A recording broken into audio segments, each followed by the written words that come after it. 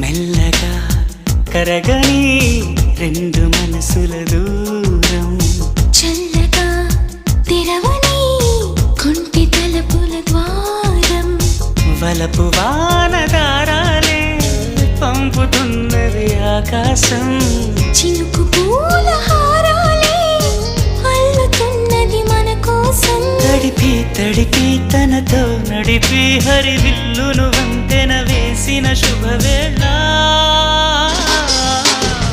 ఈ వర్షం సాక్షిగా తెలపని నూరాకే సొంతం, ఈ వర్షం సాక్షిగా కలపని బంధం, మెల్లగా కరగని రెండు మనసుల దూరం.